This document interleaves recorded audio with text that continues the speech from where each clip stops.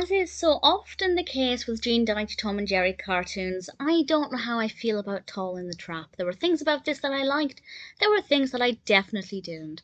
This was originally released in 1962. It's a Western themed cartoon, which I love. I am quite a fan of Westerns, and I have to say that aspect of it I liked. We had some gorgeous backdrops, a beautiful colour palette, the costumes Tom and Jerry in particular were wearing, I really thoroughly enjoyed. So that side of it worked quite well. But I will say it's very slow. The narrative's interesting enough. Jerry is stealing cheese from the cheese shop, and Tom has been brought in, well, he volunteers his services to capture Jerry. And I think that as a setup, it works quite well.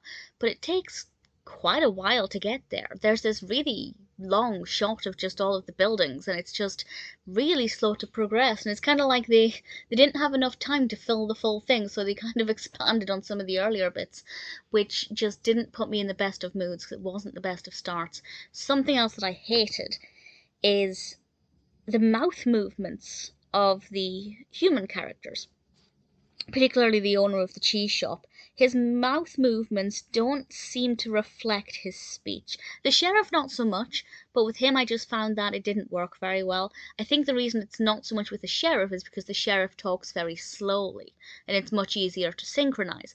This cheese shop owner, cheesemonger, is that the right word?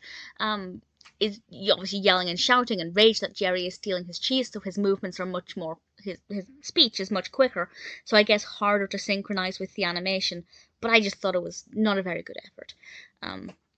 So as I said, the backdrops, the costumes are nice, the narrative was a good idea. Once it got going, which took far too long, but once it got going, it was actually okay, and I didn't mind it. But the things that I don't like about it, for example, the movement of the mouths, the pacing, these things just put me in a bad mood. It was not a really good start at all. So there were things about it that I liked. There were things about it that I certainly didn't. Would I recommend it? If you're a Tom and Jerry fan and you haven't seen it, absolutely. But it's never going to be on my list of favourites. It's not even my favourite Western themed Tom and Jerry cartoon. There are several other options. So I didn't love it. It's never going to be a favourite. But maybe it's worth watching once if you're a Tom and Jerry fan.